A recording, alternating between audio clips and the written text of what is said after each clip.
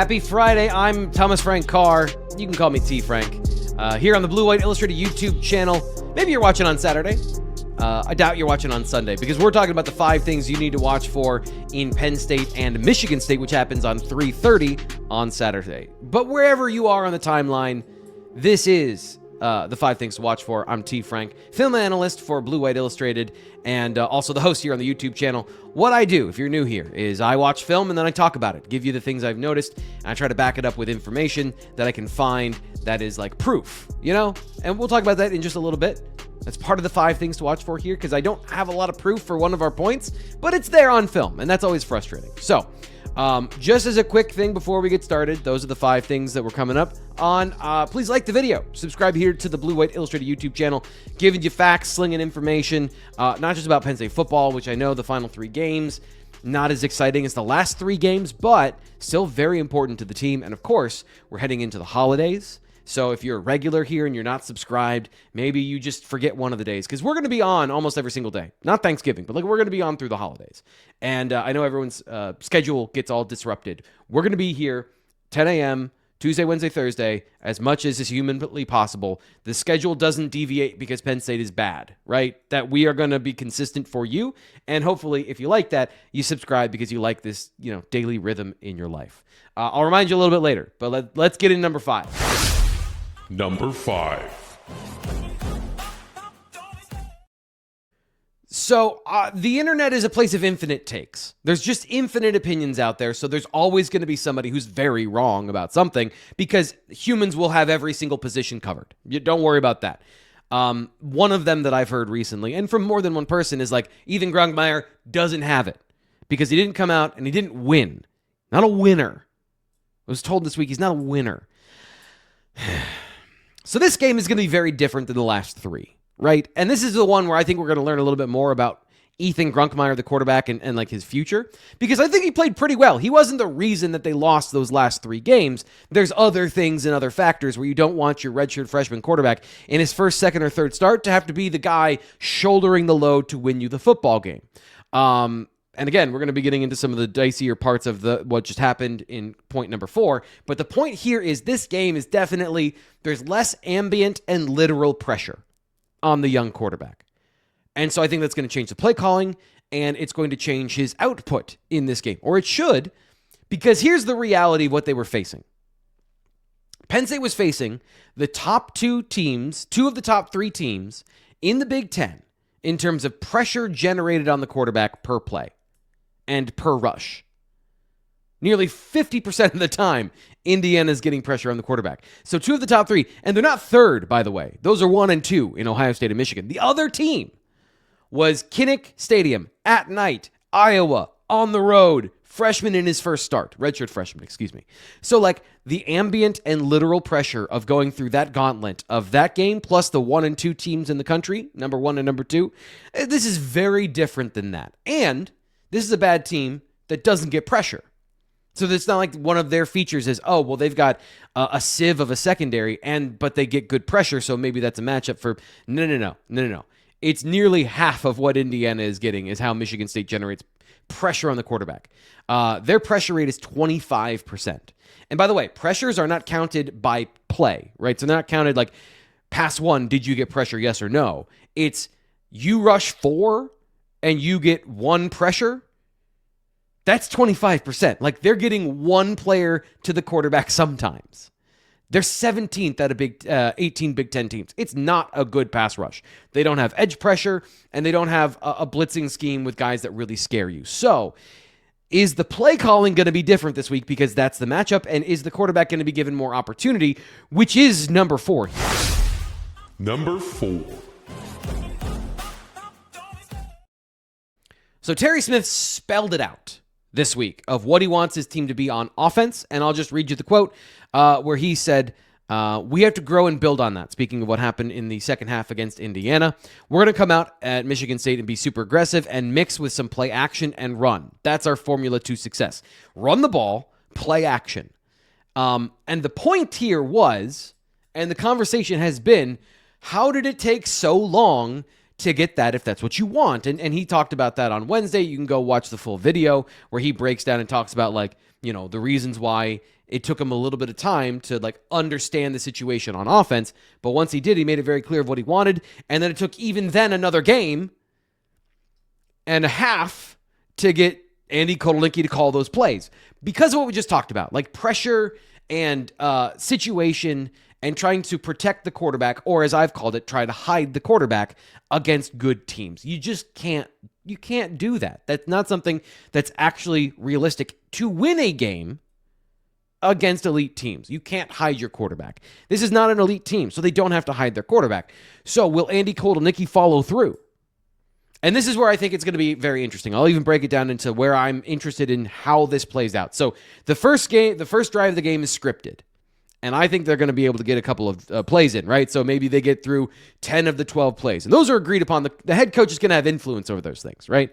And then, as we saw last week, the conversation at halftime is going to dictate the direction or correction from where things went in the first half. The part of, does Andy Kotelnicki get the message, or is he going to revert back to, hey, I want to throw a lot of screens and swing passes and get the running backs the football, is going to be in the adjustment periods, which is the end of the first half into the middle part of the second quarter before you get to the 2-minute warning, right? Before the halftime is coming up and you got to make some adjustments to your game plan because you're running out of time. And then, of course, the same thing is true in the third and fourth quarter. So given where we've seen this offense go previously, that's where I'm looking for, like, what's the game plan, and did the coordinator listen to the head coach to, get the message? I have some hope here because of the things we talked about in number 5, that there's just less pressure overall. But that's the thing we're looking for this week. And here's the reality. They're still going to throw screens. There's still going to be RPOs. There's still going to be the short routes and the quick game. You can't get rid of those. In fact, that would be bad to get rid of those because then you just become obvious in the other direction of now we run 4 plays. So it's these moments and these prioritizing of the opportunity when it happens. And what I mean is, okay, let's say you get a good run on first down, because they're going to run on first down, right? But you get 6 yards and now it's 2nd and 4. Do you try to take a shot? Do you try to throw the ball at that point? 2nd and 4 is an ambiguous down. Or do you prioritize, like, now I want to get the screen game going because then I want to do this, X, Y, and Z, right? And that path of thought. Or do you think, as Terry Smith said, run the ball, play action, profit? And how the priority of the play calling goes in critical situations is going to be the determination of how it all works out. So that is the offense for now. We'll come back to this in a little bit for the offense for Michigan State, but we got to get to number 3 first. Have you heard of Wave Fruit Farm? It's this great farm market bakery and cafe. You can shop with them either at their farm in Port Matilda or downtown State College. No way. Yes, Wave Fruit Farm. They have all sorts of seasonal fruits and veggies. Way cool. No, Wave Fruit Farm. But anyway, you should visit their bakery and cafe. They serve amazing food all day. Way. Fruit Farm. Number 3.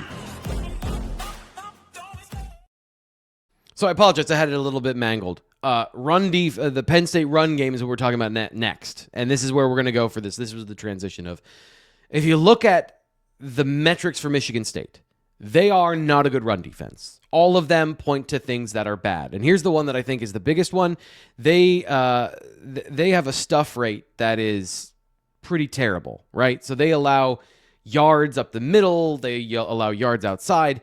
But when you watch the film, it's not all terrible. And this is the most frustrating thing is, like, when I'm watching film, I want to say, okay, I see these things and I can't watch every single play. So I need to go and I need to clarify within the information, the data, the analytics of what I'm seeing. Is that true? Is that a trend for the season? What is the context for those numbers? And is that painting the picture of what I'm seeing on film? Confirm, like, hey, this is a real trend for this team. And most of the time, it's a great process. But when you find average teams, it's the most frustrating thing in the world because they're not good, they're not bad. The numbers don't say anything declarative. It's like, well, sometimes, and then sometimes not. But the numbers here for Michigan State's run defense are what they are. And it's not, in the end product, a good run defense. But there are players within it that aren't bad. And that's what I want to highlight here. Alex Van Sumeren, defensive tackle, number 91, Jordan Hall and Wayne Matthews, the two linebackers. They're pretty good run defenders. They're decent football players. There's no way to couch, like, it's hard to couch this of, like, they're not good in terms of what I think fans think of good. In terms of good means great. Like, makes plays. I know their name. I love that player. To me, good is I'm doing my job. And I might not make plays, but I'm not the one making mistakes. And so those guys in this defense don't have a lot of like data that supports their good run defenders. Stop rate, tackles for loss, average depth of tackle. None of these things, because they're in a bad defense, really show up. But when you watch the film, these three guys are in their gaps, and they are forcing the running back to make a different decision. And then, of course, their teammates don't necessarily follow up on that. If they were in Penn State's defense, or if they were in another defense in general that had some star players, these guys would be great. Like, they would be great role players on a good defense. You would be happy, for the most part, that they're on your team playing a role, but not the starring role. And so they're kind of hard to discuss, because what I could see happening in this game, right, what I said of they're going to be in their gaps, or Van Sumeren, who's a pass rushing kind of interior penetrator. When he has good leverage, he can make disruptive plays. He's going to make Nick Singleton be creative and cut. And last week we saw against Indiana, that worked out really well for Nick Singleton. He turned the corner literally and figuratively and made some big plays because he saw the play. He wasn't going 1,000 miles an hour in his mind, and then he cut back and made some big plays. That is on the table this week. Kaytron Allen, I have no problem saying he's a better player than these guys. He's going to make those plays. That's his game anyway. But Singleton, like, there is a fair question to ask here. Is what we saw a flash in the pan? Or is it a legitimate change in his performance? Because the way he did it was very positive. It was not just, brain dead, hole open, run. He cut back. He had vision. He had anticipation to see the hole and then go attack it, or out in space to set up a block and then cut back. Things that he just hasn't done. So does that happen this week? Because there should be running room, but there will be guys making you earn it. And I guess that's where we come down. It's a small pressure test to see if Nick Singleton has really, like, he's back to new old Nick. And this is something I'm looking for. How is his performance in situations against these linebackers and a decent enough defensive interior that's really just one guy, but like there are opportunities where you have to bounce the play and then the play is there for you to make. So that's kind of a convoluted and long-winded way to set up. Is Nick Singleton back? There will be some tests that aren't just Michigan State's terrible, and of course, like, we can't take anything from this. There's a little bit there, and I want to know more about it. Now let's get into the Penn State defense and how there's some very definite ways this can go for both Penn State and Michigan State in our top two things. Number 2. So I threw this out there on Thursday, and I'm going to say it here. There's an opportunity for Penn State to have a dominant defensive line performance. Like, the results can be dominant here. Now, some things have to happen, but let's explain. So I talked about this with the setup of the quarterbacks, and we'll get to this as it relates to those quarterbacks in the number one thing, and that is Michigan State's offensive line is bad. They give up pressure at one of the highest rates in the Big Ten. I think they're third for the offensive line in particular specifics, and then the quarterbacks have given up sacks, and the whole offense in general has given up, I think, either the most or the second most sacks in the Big Ten. But the most revealing thing about Michigan State's offensive line to me is their rushing plays, their stuff rate. Because when you watch film, that's what shows up almost more than the pressures, is that they have a stuff rate of 23%. So again, kind of like pass rush, right? One out of basically every 5 plays goes for negative or 0 yards. One out of every 4 plays goes for either negative or 0 yards. It's right in between. It's 23%. So that's by far the highest in the Big Ten. Penn State's going to get some negative plays. They're going to get some stops. They're going to get some third and longs. The Penn State defensive line, by the way, has played better. They played more inspired football since the bye week, since Terry Smith started working on run defense, taking on double teams, being more aggressive with being aggressive up front. And so they played better against Ohio State, and the results in the data didn't show it. But when you watch the film, you take out a couple key runs, and their average yard per carry was like 3.8. Now, those plays happened. You can't take those away, but they made Ohio State earn it. And then Indiana, again, same thing. That's the reason they were in that game, is they were able to stop the run. The defensive line has played better. Terry Smith said that like this week. He said the run defense has gotten better, and the defensive line specifically is playing better and more gap accountable. They're holding up against double teams, and this is not a good offensive line to create movement in the first place. So whether it's run defense or pass rush, the defensive line, from a matchup standpoint, can dominate this team. They still have talent. These are still good football players, and they're learning. And I know it's frustrating to hear. The system and the players are learning each other, and it's gotten better. And give credit to Terry Smith for dictating some of those changes and making Jim Knowles be adaptable, which he has adapted and called a great game against Indiana. And that's going to lead us into number one. But before we get there, I just want to remind you, giving you some good stuff here. Go to BlueWhiteIllustrated.com to get the rest of it, all the numbers, all the context and information on the 5 things to watch for. And of course, for all the other information, like this week, we have our Friday chat, our Thursday, Friday chat, Penn State football chat. We're talking about your burger order and also where James Franklin might end up as his next stop. And believe it or not, those conversations are linked. And if you want to find out how, you got to go check out the message board thread. Even if I could describe it, it's better if you just go and experience it. And like I said, like the video here as well. Super helpful. Thank you for that. Here's number one. Number 1. So I think there's very little doubt that Alessio Milojevic is going to be the starting quarterback for Michigan State because of the way he handled the Minnesota game.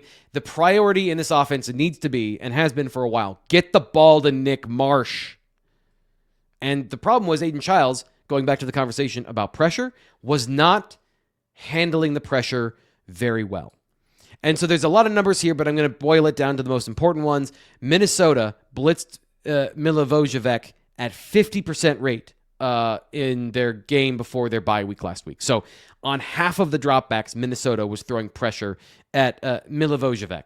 He completed 100% of his targets with one drop. So he was accurate on 100% of those blitzing plays. That is a potential problem for Penn State. Because in a statistical symmetry that's beautiful for this conversation, last week, Penn State got more aggressive against Fernando Mendoza, and they blitzed him at, can you guess it? Yes, 50% rate. And Mendoza was less effective than Milojevic, but still had 135 yards and a touchdown on those blitz plays. So what we're saying is they're probably going to blitz. Maybe. I can see them blitzing in this game. If they do that, you have Nick Marsh and Amari Kelly and a couple of those receivers who are talented. They went out and spent in the portal to get guys around Nick Marsh in the passing game. They have a potentially dangerous passing game. And if you blitz, you have fewer players to cover.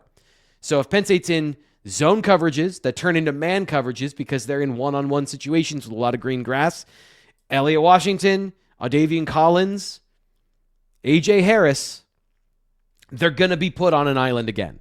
A.J. Harris has been better than the other two, but the other two have given up big plays. And so there is an opportunity for Michigan State to be competitive in this game, even with that pressure, even with the lack of run. If they hit these big plays, it's the inverse of what we talked about with Indiana last week in Penn State.